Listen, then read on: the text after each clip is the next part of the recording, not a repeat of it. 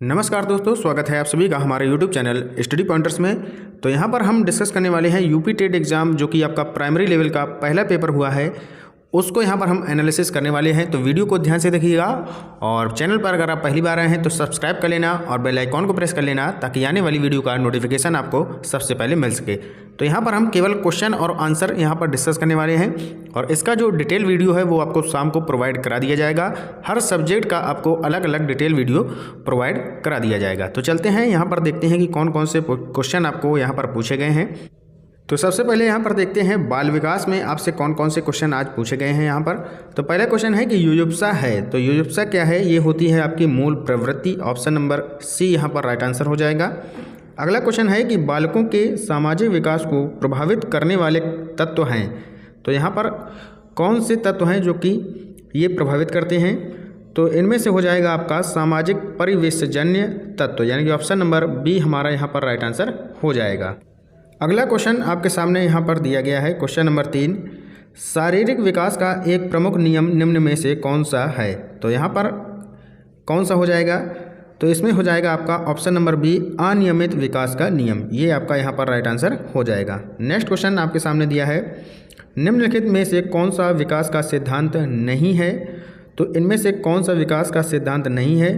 तो इसका right answer हो जाएगा अनुकूलित प्रत्यावर्तन का सिद्धांत, यानी कि ऑप्शन नंबर सी हमारा यहाँ पर राइट आंसर हो जाएगा।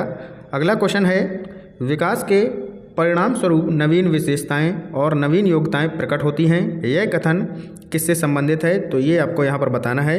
तो ये जो कथन है ये संबंधित है हॉरलॉक से, तो ऑप्शन नंबर बी हमारा यहाँ पर राइट आंसर हो जाएगा। चलते हैं आगे। अगला यहाँ पर क्वेश्चन नंबर 6, क्वेश्चन नंबर 6 क्या दिया गया है ये आप देख सकते हैं।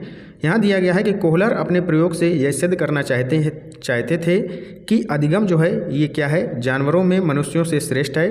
तो इसका जो राइट आंसर हो जाएगा वो हो जाएगा कि मानव का अधिगम प्रयोजनपूर्ण है, यानी कि ऑप्शन नंबर 4 यहाँ पर राइट आंसर हो जाएगा। नेक्स्ट क्वेश्चन है कि किसने पाठ्योजना की पंचपद प्रणाली प्रतिपादित किया है इसको? तो पंचपद प्रणाली जो है ये प्रतिपादित की गई थी हर्बर्ट के द्वारा। ऑप्शन नंबर बी यहाँ पर राइट आंसर हो जाएगा, हर्बर्ट के द्वारा ये प्रतिपादित की गई थी। अगला क्वेश्चन आपके सामने दिया गया है, निम्नलिखित में ग्रंथियों के आधार व्यक्तित्व के विभिन्न प्रकारों की चर्चा किसने की है? तो ये की है किसने? ये की है कैनन महोदय ने। तो ऑप्शन नंबर ए यहाँ पर राइट आंसर हो जाएगा। नेक्स्ट क्वेश्चन है, सृजनात्मकता मौलिक परिणामों को अभिव्यक्त करने की मानसिक प्रक्रिया है, यह कथन किसका है? तो यहाँ पर ये जो कथन दिया है ये दिया है क्रो एंड क्रो के द्वारा। नेक्स्ट क्वेश्चन, क्वेश्चन नंबर 10, यहाँ पूछा गया है कि बीएफ स्किनर के अनुसार बच्चों में भाषा का विकास होता है, तो ये होता है अनुकरण एवं प्रबलन के फलस्वरूप। ऑप्शन नंबर ए यहाँ पर सही उत्तर हो जाएगा। अगला क्वेश्चन है क्वेश्चन नंबर 11, मूल प्रवृत्तियों को 14 प्रकार से किसने वर्गीकृत किया है? तो ये किया है मैकडूगल ने। बहुत ही सिंपल क्वेश्चन है, सभी ने कर लिया होगा। चलते हैं आगे। अगला क्वेश्चन यहाँ पर दिया गया है, क्वेश्चन नंबर 12, किसी दूसरी वस्तु की अपेक्षा एक वस्तु पर चेतना का केंद्रीकरण अवधान है, यह कथन किसका है? तो ये कथन जो है ये है डम्बिल का। ऑप्शन नंबर सी हमारा यहाँ पर राइट आंसर हो जाएगा। नेक्स्ट क्वेश्चन है क्वेश्चन नंबर 13, निम्नलिखित में किसका नाम सुजन शास्त्र के पिता से जुड़ा हुआ है? तो ये यहाँ पर जुड़ा हुआ है गॉल्टन महोदय का। तो ऑप्शन नंबर बी यहाँ पर राइट आंसर हो जाएगा। अगला क्वेश्चन है क्वेश्चन नंबर 14, 12 वर्ष से 16 वर्ष के बालकों हेतु हिंदी में डॉक्टर एस जलोटा ने कौन सा परीक्षण प्रतिपादित किया है? तो यहाँ पर इसका जो राइट आंसर हो जाएगा ये हो जाएगा साधारण मानसिक योग्यता परीक्षण। ऑप्शन नंबर बी यहाँ पर राइट आंसर हो जाएगा। नेक्स्ट क्वेश्चन है, बुद्धि के द्विकारक सिद्धांत का प्रतिपादन किसने किया? तो ये किया था स्पीयरमैन महोदय ने। तो ऑप्शन नंबर बी स्पीयरमैन यहाँ पर राइट आंसर हो जाएगा। नेक्स्ट क्वेश्चन है क्वेश्चन नंबर 16, पूर्व अनुभव के आधार पर संवेदना को अर्थ प्रदान करना कहलाता है, तो ये कहलाता है प्रत्यक्षीकरण। ऑप्शन नंबर बी यहाँ पर सही उत्तर हो जाएगा। अगला क्वेश्चन है क्वेश्चन नंबर 17, सीखने में प्रयास एवं भूल का सिद्धांत ये किसने दिया था? तो ये सभी को पता होगा, थॉर्नडाइक महोदय का है। बहुत ही सिंपल क्वेश्चन था ये। चलते हैं आगे। अगला क्वेश्चन यहाँ पर क्या पूछा गया आपसे, क्वेश्चन नंबर यहाँ पर 18 दिया गया है कि औसत बुद्धि वाले जो बालक होते हैं उनकी बुद्धि लब्धि का जो स्तर होता है वो क्या होता है? तो ये होता है आपका 90 से 109। Option number A will be your right answer. Next question है यहाँ पर क्वेश्चन नंबर 19, निम्न में से कौन तरल क्रिस्टलीय बुद्धि के प्रतिपादन के प्रतिपादक थे। तो यहाँ पर आपको बताना है कौन थे ये। तो ये थे कैटल महोदय। तो ऑप्शन नंबर सी यहाँ पर कैटल इसका राइट आंसर हो जाएगा। आगे चलते हैं। अगला क्वेश्चन यहाँ पर दिया गया है क्रिया प्रसूत अधिगम सिद्धांत। तो ये तो सभी को पता होगा, स्किनर महोदय का था क्रिया प्रसूत अनुबंधन का सिद्धांत। नेक्स्ट क्वेश्चन है आपके सामने क्वेश्चन नंबर 21, ब्लूप्रिंट निम्न में से किसका महत्वपूर्ण घटक है। तो ये है परीक्षण निर्माण का। तो ऑप्शन नंबर सी हमारा यहाँ पर राइट आंसर हो जाएगा। नेक्स्ट अगला क्वेश्चन है विकास की पूर्व संक्रिया अवस्था निम्न में से किसने दी है। तो ये दी है प्याजे महोदय ने। इन्होंने 4 अवस्थाएं दी थी, उनमें से एक आपकी है पूर्व संक्रियात्मक अवस्था। नेक्स्ट क्वेश्चन आपके सामने दिया गया है कि MPPI परीक्षण का उपयोग निम्न में से किसके मापन में किया जाता है। तो ये किया जाता है व्यक्तित्व के मापन में। चलते हैं आगे। अगला क्वेश्चन है अधिगम हेतु निम्न में से क्या सर्वाधिक आवश्यक है। तो इसमें राइट आंसर हो जाएगा रुचि जो है ये सर्वाधिक आवश्यक है। तो ऑप्शन नंबर बी यहाँ पर राइट आंसर हो जाएगा। चलते हैं आगे। अगला क्वेश्चन है कि मौलिकता, अभी और ऊपर यहाँ पर और भी क्वेश्चन है, तो स्टार्टिंग से देखते हैं। नेक्स्ट यहाँ पर ये है क्वेश्चन नंबर 25 कि शैशव काल का समय है। तो शैशव काल का समय हो जाएगा जन्म से 6 वर्ष तक। नेक्स्ट है कोहलर निम्न में से किससे संबंधित हैं। तो कोहलर जो हैं ये निम्न में से किससे संबंधित हैं। तो ये हैं अधिगम के सिद्धांत से। ऑप्शन नंबर डी यहाँ पर राइट आंसर हो जाएगा आपका। अगला क्वेश्चन है कि मैकडूगल के अनुसार मूल प्रवृत्तियों की संख्या कितनी होती है। तो सभी को पता होगी 14 होती है। ऑप्शन बी यहाँ पर सही उत्तर है। अगला क्वेश्चन है कि मानसिक उद्वेलन प्रतिमान का प्रयोग निम्न में से किसके शिक्षण हेतु किया जाता है। तो ये किया जाता है सृजनात्मकता के अंतर्गत। नेक्स्ट क्वेश्चन है आपके सामने निम्न में किसके प्रयोग में कुत्ता एक विषय था। तो सभी को पता होगा पावलोव का था ये नियम। अगला क्वेश्चन है और ये अंतिम क्वेश्चन है इसका CDP का। तो नेक्स्ट है कि मौलिकता और नमनीयता तथा प्रवाह निम्न में से किसके घटक हैं। तो ये हैं सृजनात्मकता के घटक। तो ऑप्शन नंबर बी आपका यहाँ पर राइट आंसर हो जाएगा। चलते हैं आगे। तो अगला पार्ट यहाँ पर हम डिस्कस करने वाले हैं हिंदी का। तो हिंदी में कौन कौन से क्वेश्चन आपके पूछे गए हैं। तो पहला यहाँ पर इंगा का उच्चारण स्थान पूछा गया है। तो इंगा का उच्चारण स्थान हो जाएगा नासिका से। ऑप्शन सी यहाँ पर सही हो जाएगा। नेक्स्ट है 4 गज मलमल में कौन सा विशेषण है। तो गज यहाँ पर आ गया है। तो यहाँ पर नापतौल की बात कर रही है।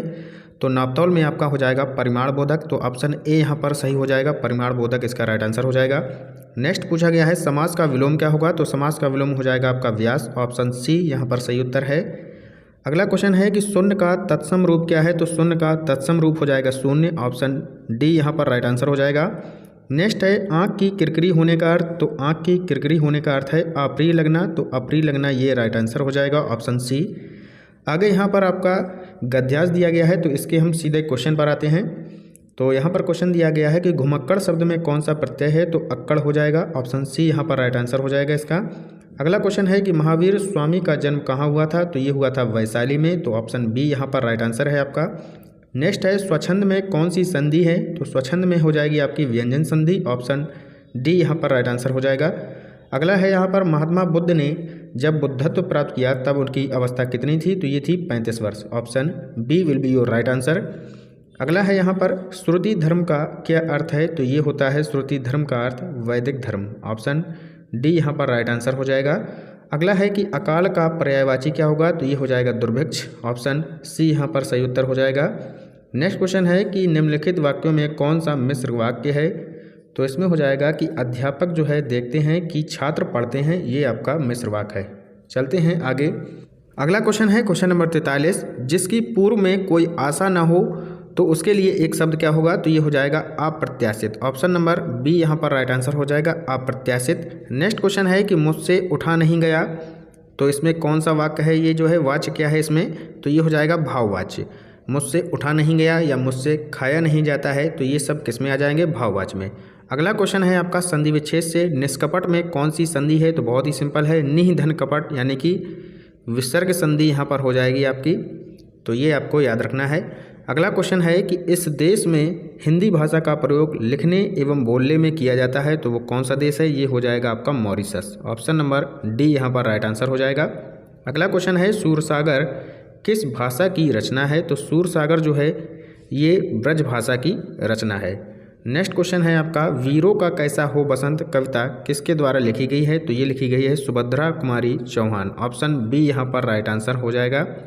नेक्स्ट क्वेश्चन है, क्षेत्रीय में कौन सा विशेषण है? तो क्षेत्रीय में जो है ये आपका गुणवाचक विशेषण है। चलते हैं आगे। अगला क्वेश्चन है कि चौराहा शब्द में कौन सा समास है? तो ये हो जाएगा द्विगु समास, बहुत ही सिंपल है। नेक्स्ट क्वेश्चन है 51 नंबर, निम्नलिखित में मौखिक अभिव्यक्ति का रूप है। तो मौखिक अभिव्यक्ति का रूप क्या हो जाएगा? ये हो जाएगा आशु भाषण। ऑप्शन नंबर डी यहाँ पर राइट आंसर हो जाएगा। आगे देखते हैं अगला क्वेश्चन नंबर क्या है यहाँ पर। तो अगला यहाँ पर क्वेश्चन आपके सामने दिया गया है कि हिंदी भाषा की बोलियाँ कितनी हैं? तो हिंदी भाषा में कुल कितनी बोलियाँ हैं? तो ये हैं आपकी 18 बोलियाँ। ऑप्शन ए यहाँ पर राइट आंसर हो जाएगा। और अगर संविधान में पूछा जाता तो संविधान में टोटल आपकी 22 भाषाओं का वर्णन है, लेकिन यहाँ पर आंसर आपका है 18।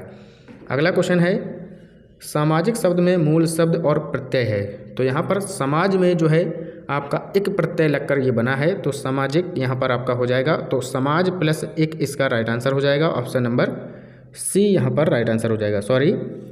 सी में समाज लिखा है, ये नहीं होगा, समाज प्लस एक होगा। तो ऑप्शन नंबर डी यहाँ पर राइट आंसर हो जाएगा। देख के आप यहाँ पर टिक लगाइएगा। अगला क्वेश्चन है, तद्भव पत्रिका के संपादक का नाम क्या है? तो तद्भव पत्रिका के जो संपादक हैं वो हैं अखिलेश। ऑप्शन नंबर डी यहाँ पर राइट आंसर हो जाएगा।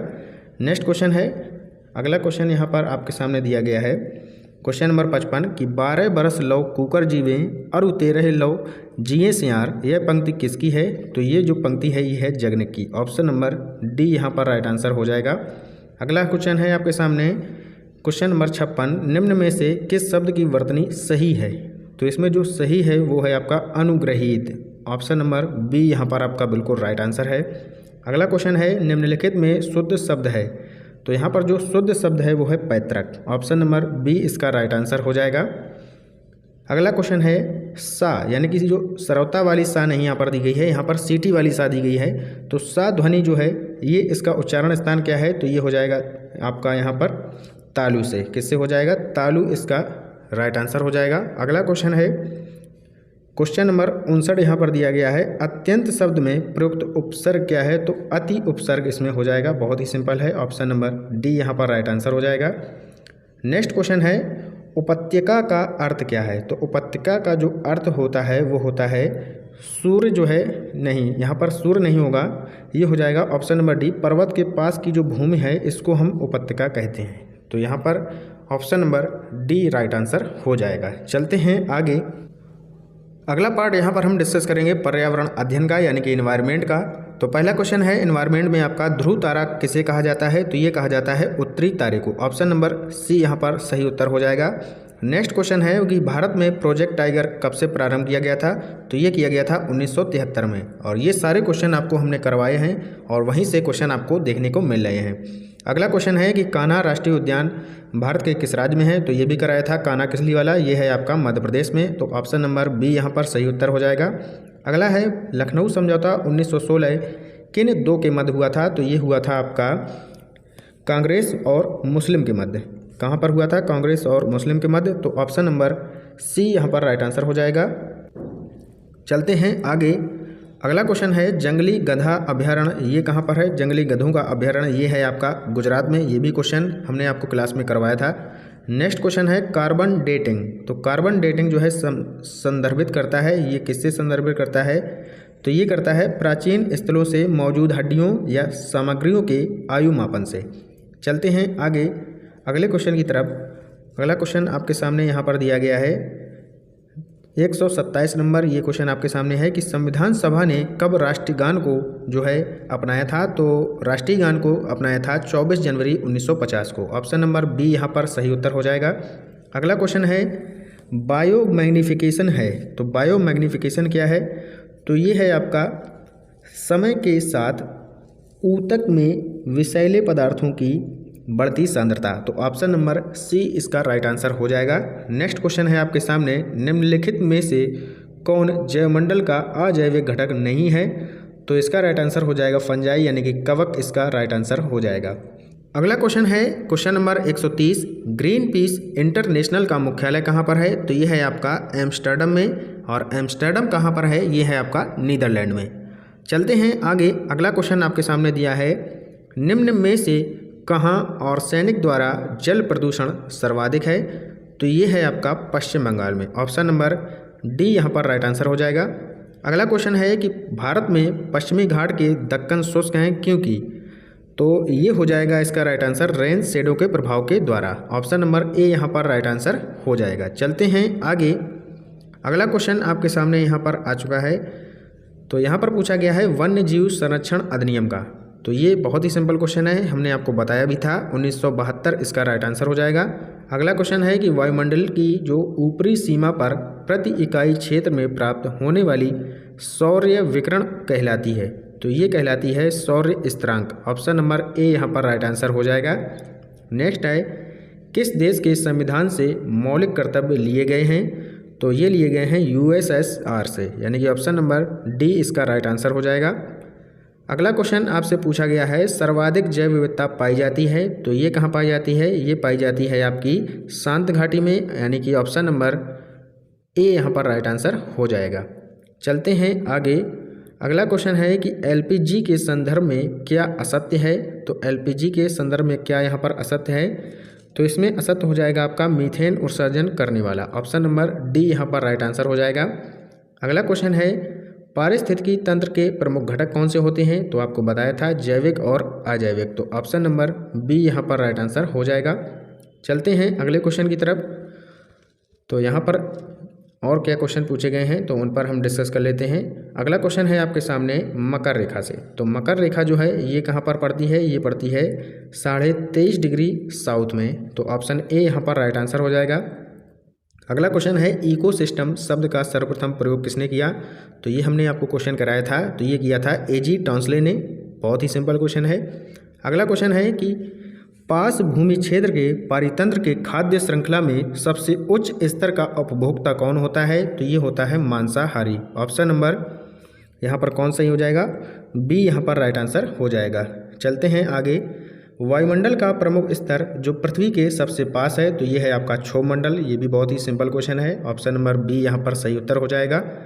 अगला क्वेश्चन है कि भारतीय संसद द्वारा जैव विविधता अधिनियम कब पारित किया गया? तो ये किया गया था 11 दिसंबर 2002 को। तो ऑप्शन नंबर डी यहाँ पर राइट आंसर हो जाएगा।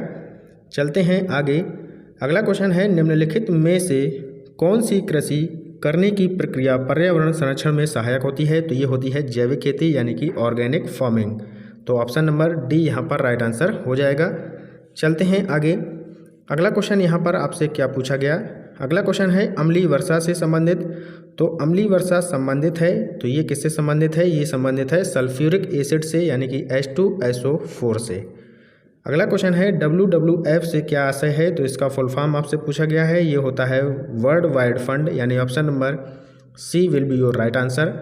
नेक्स्ट क्वेश्चन है, फूलों की घाटी अवस्थित है। तो फूलों की घाटी अवस्थित है उत्तराखंड में। ये क्वेश्चन भी हमने आपको कराया था और बहुत ही अच्छा क्वेश्चन है ये। चलते हैं आगे। अगला क्वेश्चन है कि भारत में निम्नलिखित में से कौन सी एजेंसी मुख्य रूप से प्रदूषण के मापन से संबंधित है? तो ये है आपकी केंद्रीय प्रदूषण नियंत्रण बोर्ड। ऑप्शन नंबर बी इसका राइट आंसर है। अगला क्वेश्चन है, कोटापैक्सी एक जागृत ज्वालामुखी है जो अवस्थित है। तो ये कहाँ पर अवस्थित है? ये है इंडीज में। ऑप्शन ए यहाँ पर सही उत्तर हो जाएगा। और ये लास्ट क्वेश्चन है इसका, तिब्बत की सांगपो नदी भारत में जानी जाती है। तो ये जानी जाती है ब्रह्मपुत्र नदी के नाम से। तो ये थे आज के हमारे कुछ इंपॉर्टेंट क्वेश्चन जो हमने आपके साथ डिस्कस किए, और जो आपका पार्ट यहाँ पर छूट गया है उसको शाम को आपको यहाँ पर कंप्लीट करा दिया जाएगा डिटेल में। तो वीडियो कैसा लगा जरूर कमेंट बॉक्स में बताएं। मिलते हैं नेक्स्ट वीडियो में, तब तक के लिए good bye, have a nice day. जय हिंद, जय भारत।